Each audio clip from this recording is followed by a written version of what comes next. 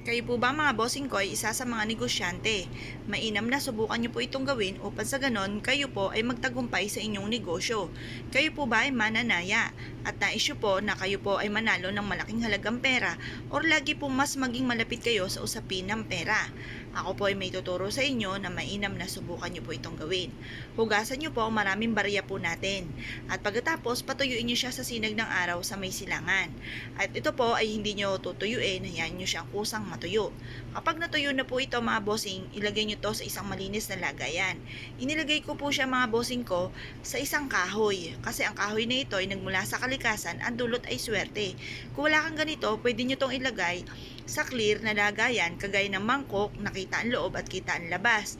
Or kaya sa isang malinis na baso na clear din ang loob, kita ang loob at kita ang labas para madoble-doble ang blessing. Ngayon pa mga bossing, pagtapos nyo po itong ilagay po dyan sa lagayan, mainam na lagyan nyo ito ng kaprangot na asin, kagaya nitong aking ginawang ito. Ang asin ay isa sa mga pinakamabisang panghatak ng swerte lalo na sa usapin ng pera. At pagkatapos mga bossing ko, kailangan natin ng chamomile. Alam nyo po ba na ang bulaklak na ito mga bossing ko ay naghahatak ng for abundance. Maglalagay lamang po tayo ng chamomile na mabibili nyo po ito sa online po mga bossing. Marami kayong mabibilhan ng ganito sa online. Maglalagay lang kayo ng mga ilang piraso na chamomile diyan po sa inyo pong lagayan sa may ibabaw po ng inyo pong barya at mag-wish po kayo sa may silangan. Sabihin nyo na sa pamamagitan nito ay magtutuloy-tuloy ang pasok ng swerte at kailanman na hindi na kayo mamumblema tungkol sa usapin ng pera. Lagi kang iaadya kung saan lagi po kayo ay suswertihin.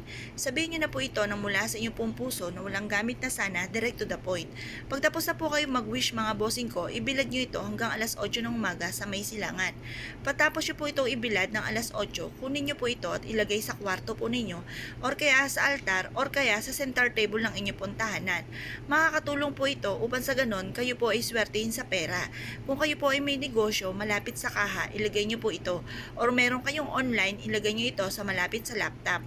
Kung ano man po yan mga bossing ko, ay mainam na meron rin kayong ganito. Saan man kayo tutungo at kumuha ka ng isang barya at lagyan ng konting bulaklak mga bossing. At ito po ay dalhin kahit saan kayo magtungo para lagi kayo susundan ng swerte lalo na sa pera.